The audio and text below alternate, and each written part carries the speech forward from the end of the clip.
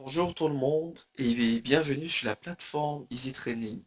Je suis Ulrich Mangy, j'ai une fois de plus l'honneur de vous entretenir sur des thématiques liées au DevOps. La vidéo d'aujourd'hui a pour but de proposer une correction du mini-projet du cours Terraform, les bases pour DevOps. Donc attention, je ne parle pas du cours Terraform préparation à la certification. Non, je parle bien du cours des bases. Donc le cours sur lequel je suis, vous avez l'URL. Voilà. Donc, comme à l'accoutumée, à la fin de nos cours sur Easy Training, nous avons un mini projet que nous vous proposons pour pouvoir euh, entériner l'ensemble des connaissances que vous avez accumulées durant tout le parcours. Donc, ce mini-projet s'inscrit vraiment dans cette optique-là. C'est vraiment une révision, voilà, pour vous amuser et puis vérifier que vous avez compris la quintessence de ce qu'on voulait vous transmettre comme information.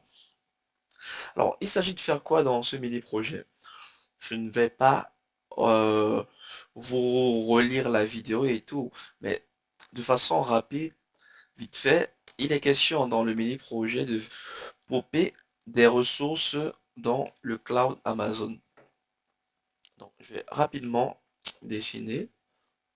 Alors, dans le mini-projet, on va considérer à droite là qu'on est dans le data center AWS. On est dans l'écosystème Amazon. Nous, on est chez nous, sur notre poste. Je suis chez moi, sur mon poste, avec un Terraform d'installer. C'est parfait. Il est question de faire quoi? De configurer mon Terraform, voilà, afin qu'il puisse, un, me créer un security group. Non, disons, il me crée une VM. Cette VM sera cachée derrière un security group. Comment est-ce que je vais le dessiner? Disons, dessinons-le comme ça. Ça m'a l'air joli. Donc, ma VM sera cachée derrière un security group. C'est une EC2 bien sûr. Elle est cachée derrière un security group. Et puis, elle aura une IP publique, une Elastic IP. Comment est-ce que je vais la matérialiser? Alors, je vais simplement écrire EIP, hein. Voilà. Donc, j'aurai une Elastic IP pour pouvoir joindre ma VM. Et enfin, ma VM devra avoir un disque EBS rattaché. Donc voilà. Donc elle devra avoir un EBS rattaché. Voilà ce qu'on vous demande de faire. Et ensuite, utiliser le mécanisme de provisionneur afin d'installer un serveur Nginx ici. Voilà ce qu'on vous propose dans ce mini projet. Le tout par Terraform, de l'infra as code, pur et dur. Étant donné que ayant planté le décor, nous allons attaquer le vif du sujet. Alors, pour cela, tout ce dont on a besoin, un compte AWS, c'est mon compte, je suis connecté en tant que root super utilisateur. Alors, je ne vais pas travailler avec mon compte root. Les best practices veulent que je me crée un compte IAM avec lequel je vais travailler. Donc, je vais me créer un compte assez rapidement dans la partie utilisateur. Je me rajoute un nouvel utilisateur que je vais appeler Ulrich. C'est parfait. Il aura une access key. Password, ouais, oui, il aura un mot de passe. Je lui donne un mot de passe par défaut. Voilà. Je lui donne un joli mot de passe. Pas besoin de réinitialiser le mot de passe. Non. On est juste en mode démo. Alors, je vais lui rattacher une policy et je vais lui rattacher la policy Administrator Access. Alors, ce compte IAM, il aura des droits admin, il pourra faire tout plein de choses. Ce sera suffisant pour qu'on puisse finaliser ce TP. Alors, je ne vais pas lui mettre de tag, hein, non, pas besoin. Et puis, je pense que c'est tout bon. Qu'est-ce que je vais faire? Je vais créer mon utilisateur. C'est parfait. Il me donne mes credentials. Voilà mon access key et ma secret key. Je vais les télécharger dans ce CSV. C'est parfait. Du coup, mon compte IAM, il est créé. Il est créé. Deuxièmement, qu'est-ce que je vais éventuellement faire? Je vais repartir dans le service EC2 et je vais me créer une paire de clés SSH. Je vais me créer une paire de clés SSH qui permettra de pouvoir me loguer plus tard. Alors, je vais dégager celle-ci. Ça doit être une ancienne. Je ne sais pas. Je ne suis pas sûr de posséder la clé privée qui va avec elle. Donc, je vais créer une nouvelle from scratch de zéro que je vais appeler DevOps. La key pair de type RSA, je prends une .pem, je vais dire faire créer yes. Et là, j'ai téléchargé ma clé. Donc si je l'affiche dans le dossier, la voici. Tac, je vais la déposer dans le bureau. C'est parfait. Donc ma clé, elle est sur mon bureau. Si je reviens dans le dashboard SEC2, je peux voir que je n'ai aucune machine qui tourne. J'ai des instances, oui, mais elles sont en terminate. Donc, elles ont été résiliées. Donc, dans le dashboard, je n'ai aucune VM, je n'ai qu'une seule paire de clés. J'ai les security group, j'en ai deux, voilà, on va dire ceux, ils sont déjà existants. Donc, voilà à peu près le dashboard. Disons que je n'ai pas vraiment de ressources. Même en termes de volume, il n'y a rien du tout. Donc, allons voir le code que moi j'ai mis en place afin de pouvoir déployer notre environnement. Alors, je suis dans mon répertoire Terraform projet. Moi, j'aime bien travailler dans VS Code, hein. Et du coup, là, j'ai le README où j'ai simplement repris l'énoncé. Alors, j'ai mon code principal, voilà, app, où j'ai un main.tf, et puis j'ai mes modules. J'ai un module par ressource que je vais vouloir déployer. Je vous propose de commencer par parcourir les modules. Alors, le premier module, le module EBS, voilà. Qu'est-ce qu'il fait, ce module EBS? Voilà, je crée simplement une ressource, voilà, de type EBS que je vais appeler myVolume. Donc, une zone de disponibilité qui a été variabilisée, et puis la taille du disque aussi qui a été variabilisée. Je donne un tag qui est aussi, lui, variabilisé avec une variable maintainer. Donc, ça me fait un peu penser à Docker. C'est un peu l'esprit quand je donnais le nom à ma variable. Donc, maintenant, ces variables-là que j'utilise, les voici qui sont déclarées le maintainer. Donc, par défaut, c'est le riche. Donc, si c'est pas surchargé, par défaut, ce sera le riche. La taille du disque, voilà, c'est 2. Voilà. La zone de dispo, la zone 1B. Il faudrait que ma machine soit dans la même zone de dispo pour pouvoir monter ce disque. Donc voilà un peu. Et j'utilise le principe d'output pour pouvoir récupérer un certain nombre de valeurs qui me permettront lors du raccordement. Parce que là, je crée un disque, ensuite je vais créer une EC2. Donc je crée un disque d'un côté. Plus tard, je vais créer une EC2. Et puis il sera question de créer une sorte d'objet, bon, pas un objet, mais voilà, de créer cette liaison-ci, ce point de contact. Il sera question de le faire plus tard dans mon code. Et j'utiliserai cette notion d'output. Voilà un peu où j'output l'ID de mon disque. Alors, passons au deuxième module. Le deuxième module, le module EC2, qu'est-ce qu'il fait? Alors, ici, je vais utiliser la notion de data source. Donc, je vais utiliser la notion de data source. Vous faites un tour sur Internet vite fait, hein, vous allez voir le owner, le filtre de cette image Ubuntu, voilà.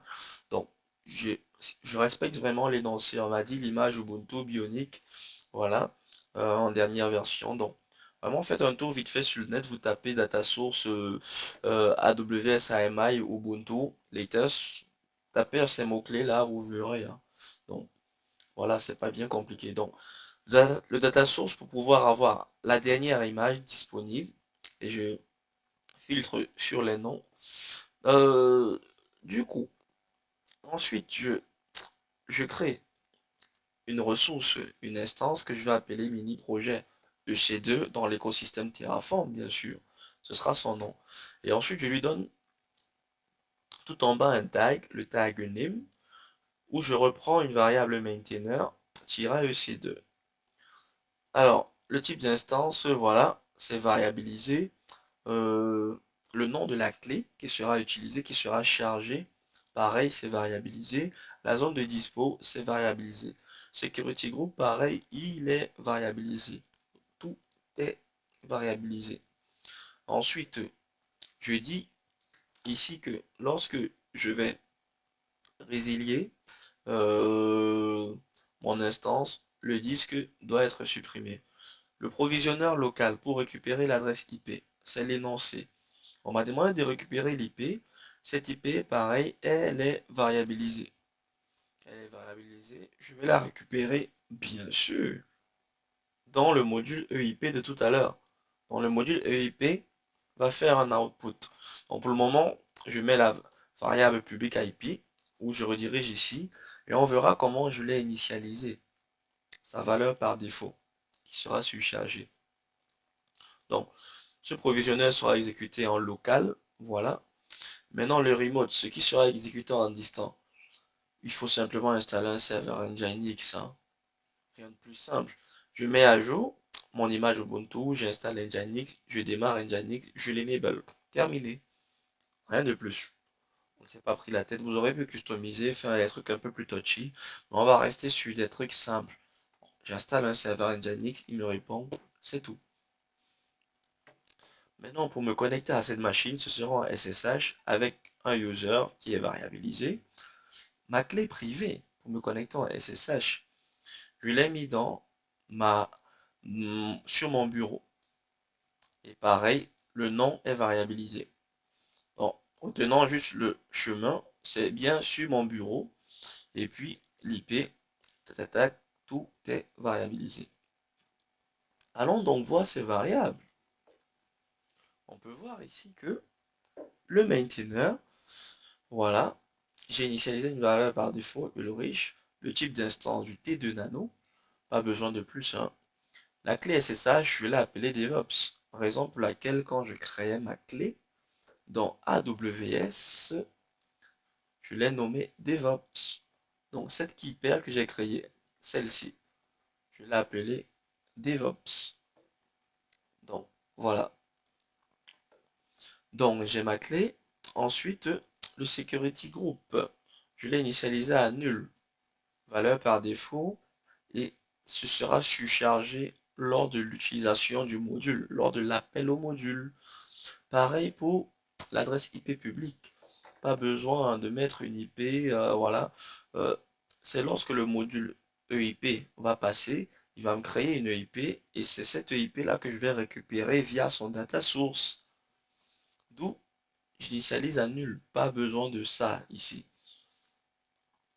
Après, on aurait pu mettre n'importe quoi. Ensuite, on surcharge toujours, hein. Donc voilà. Donc moi, je mets nul pour dire voilà, j'attends quelque chose. Euh, la zone de dispo, la zone 1B, la même zone de dispo que le BS. Attention, ça doit être dans la même zone de dispo, sinon ça ne pourra pas être raccordé. Ça, c'est des notions Amazon. Donc, bien sûr, pour faire ce cours, il faut quand même avoir un minimum de prérequis chez Amazon. Et ensuite, le user de connexion, c'est Ubuntu. C'est prévu par l'AMI. Et qu'est-ce que je sors comme output de ce module?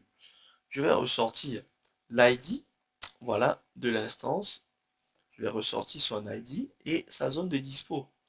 Ça me permettra toujours pour faire les raccordements plus tard. Donc, raccorder à l'EBS, raccorder à l'Elastic IP. Donc, voilà.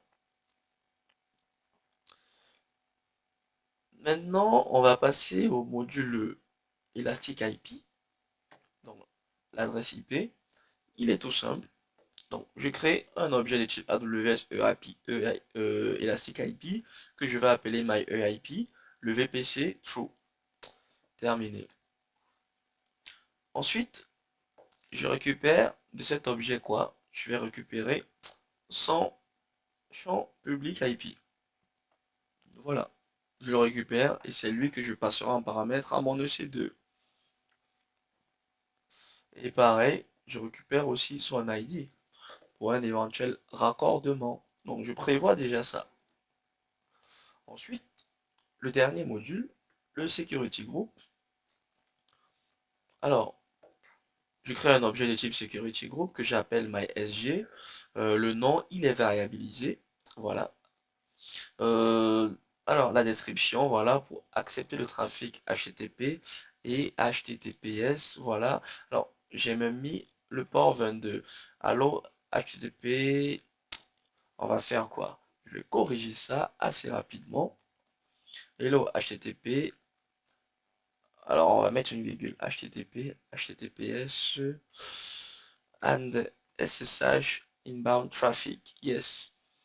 Donc, voilà ce que moi j'alloue comme trafic. Et puis tout le monde peut sortir, hein. Donc généralement, c'est pas n'importe qui peut entrer, mais les machines en interne peuvent sortir. Donc voilà, trafic HTTP port 80, trafic SSH port 22, donc c'est parfait. Trafic HTTPS port 443 en ingress et en egress, donc tout le monde peut sortir. La règle egress. Donc, voilà un peu. Et puis, je donne un tag à mon security group qui est variabilisé.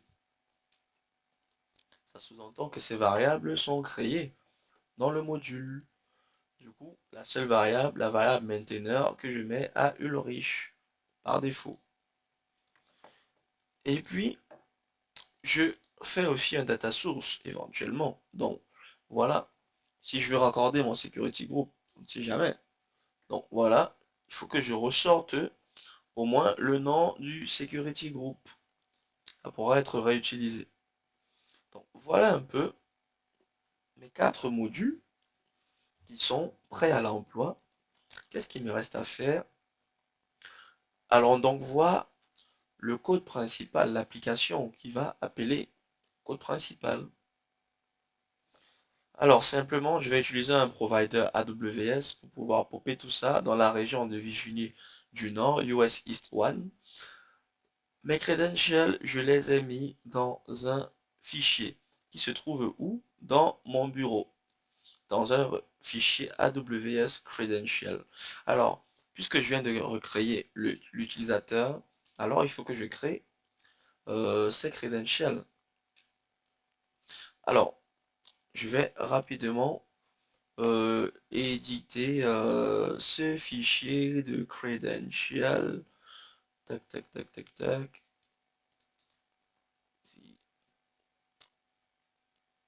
Alors, hop, hop, hop. Voici à quoi il va ressembler ce fichier.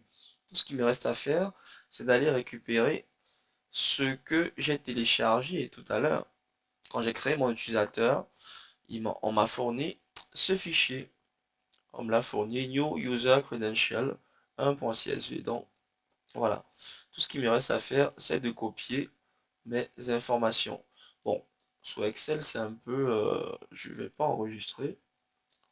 Je vais revenir dans... Alors, on va aller dans téléchargement. Le voici. Je vais l'ouvrir avec Notepad. C'est un peu plus cool. Donc, voici mon access key que je vais mettre ici dans ce fichier. Et puis, ma secret key que je récupère. Tac. Et puis, je vais la déposer où? Je la dépose ici. C'est parfait. J'enregistre. Donc, mon fichier de credentials, il est prêt. Si je vais dans mon bureau, on peut voir aisément que ma clé aussi que j'ai téléchargée, je l'ai mise dans mon bureau. Mon fichier de credentials, il est aussi sur mon bureau. C'est parfait. Logiquement, on devrait être en mesure de pouvoir faire des choses. Donc, donc voilà, ceci est rempli. Mon module, j'appelle le module Security Group qui va venir. Je lui donne la source dans le répertoire module SG. Terminé. Pareil, j'appelle le module EBS pour qu'il vienne me créer un disque EBS. Donc voici le chemin vers le disque et puis je surcharge la variable disk size à 5. Je veux qu'il fasse 5 Go. Ensuite, quoi d'autre? L'Elastic IP, voilà sa source, le module EC2, je l'appelle, voilà sa source. Je surcharge le type en T2 micro éventuellement. L'adresse IP publique, je vais partir récupérer ça dans l'output, donc dans le module EIP, je récupère son output EIP. Son output EIP, qu'est-ce que c'est? Regardez, son output EIP, c'est l'adresse IP publique. Donc voilà un peu, et je mets ça dans le public IP. Et pareil, le security group, je prends l'output du security group. Donc voilà, donc si je vais regarder dans le module security group, voilà, si je regarde le module Security Group, ses outputs, regardez, c'est lui que je récupère. Et pareillement, là, c'est maintenant l'association. Ici, je vais associer mon adresse IP avec ma VM. Donc, j'ai créé une instance UNC2 dans AWS et puis j'ai créé une IP. Voilà, il est question que je les associe. Donc, c'est ce que je fais là, où j'utilise cette ressource AWS EIP Association, que j'appelle EIP Assoc, comme ça, EIP Association. Voilà. Et puis, je donne l'ID de l'instance, et puis l'ID de l'ID de l'EIP. Autant pour moi. Pareil, je dois rattacher, j'ai mon EC2, voilà, que je dois rattacher à mon EBS, qui est là. Voilà. Ce rattachement-là, ce raccordement, je le fais via l'objet AWS Volume Attachment que j'appelle EBS ATT. Ensuite, tapez vite fait sur le net, hein, vous verrez. C'est pas bien compliqué à retrouver.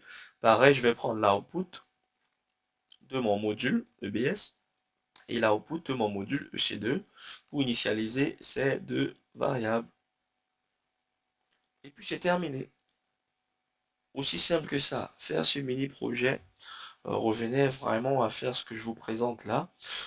Alors, on va quand même tester tout ça, hein. Si je fais un Terraform init, tac, tac, tac, là j'initialise mon environnement Terraform, tac, tac, tac, c'est parfait. L'initialisation s'est déroulée. Alors, maintenant que ça a été fait, je vais faire un Terraform plan. Je peux vérifier, hein. Éventuellement, planifier ce qu'il fera, on va voir.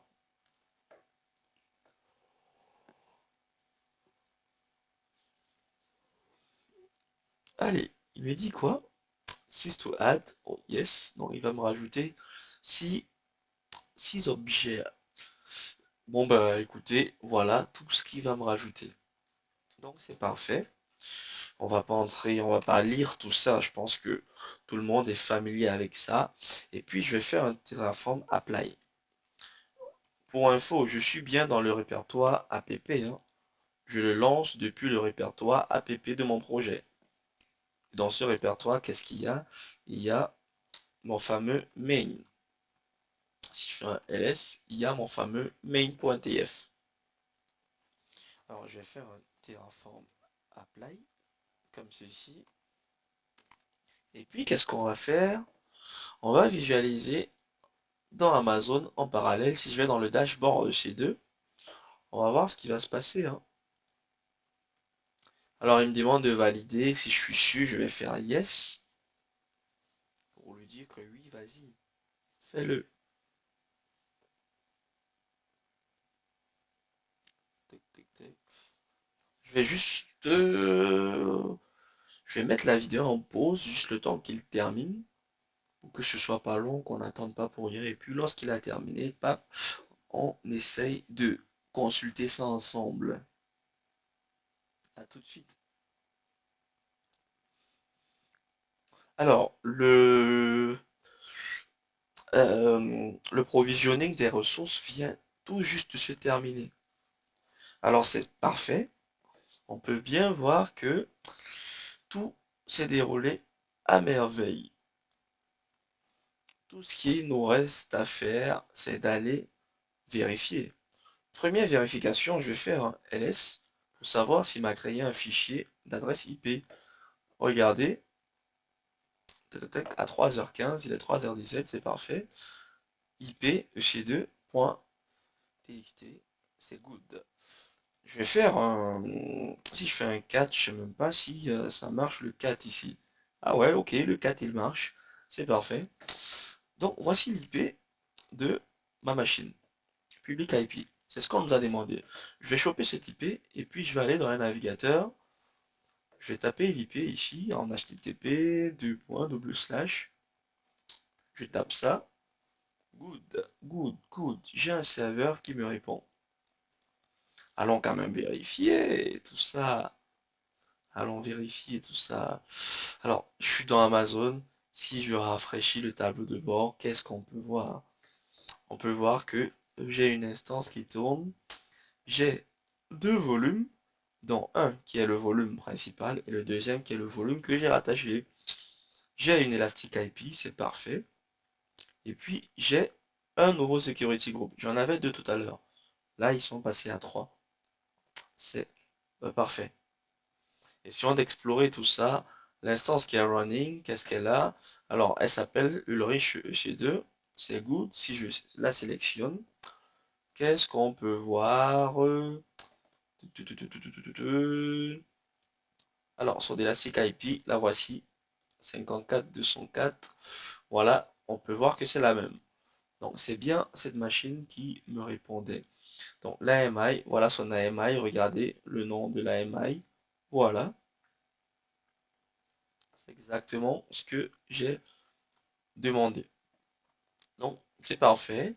Je pense qu'il n'y a plus grand-chose à voir de ce côté. Peut-être son security group, voilà. Je vais aller voir le security. Alors, déjà, oui, voilà, son security group. Voici les règles. Donc, j'ai mis du 80, du 443 et du 22. Donc, voici en IPv4. Voici la version en IPv6. C'est parfait. Là, c'est le honneur de l'AMI, ce que j'ai mis dans mon, dans mon fichier terraform.df. Ça, c'est les règles de sortie où j'ai dit tout le monde peut sortir. Le nom du security group, c'est bien Ulrich SG. C'est parfait. C'est exactement ce que j'ai demandé. Donc, le security group, c'est bon. La VM, c'est bon. Attaquons-nous maintenant au stockage de cette machine. On peut voir ici qu'on a... alors, on peut voir ici qu'on a ce stockage de 5 Go sur SDH. C'est exactement ce que j'ai demandé. Exactement ça. Donc, c'est parfait. Si je sélectionne ce stockage, on peut voir son nom. Je lui avais mis un tag avec une variable maintainer, maintainer-ebs. Le voici. La même zone de disponibilité, c'est ce que j'ai demandé, la zone US East 1B. C'est exactement ça. Donc c'est parfait.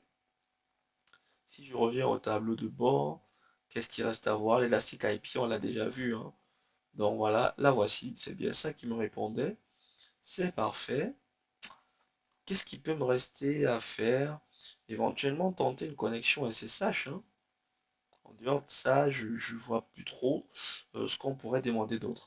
Alors, si je fais un SSH-i, euh, comment faire pour copier ma clé? Si ma clé elle est sur mon bureau, si je fais copier en tant que chemin d'accès, c'est ça. SSH-i, je lui dis voici le chemin de la clé. Tu vas te connecter Ubuntu, arrobase. C'est quoi mon IP public déjà? Si je chope mon IP public, essayons de voir. C'est ça. Tac, tac, tac, tac, tac, tac, tac. Alors, testons juste.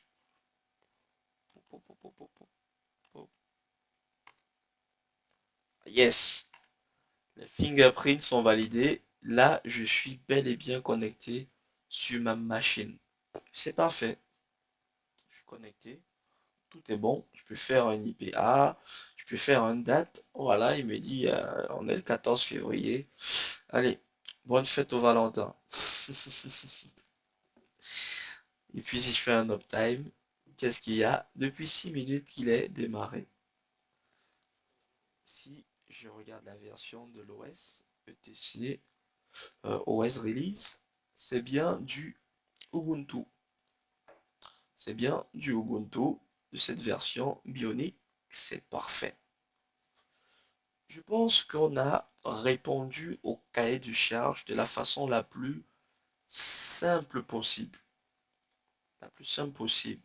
Donc, euh, à date, si vous n'avez pas pu réaliser ce mini projet, voici un corrigé vraiment simpliste, hein, qui vous permettra éventuellement de pouvoir voir où est-ce que vous avez fauté, qu'est-ce qui vous a manqué pour ne pas pouvoir finaliser ça. Donc, imprégnez-vous de tout cela, allez-y, maximisez, prenez ça, tournez ça à votre sauce et puis faites-en quelque chose de bon.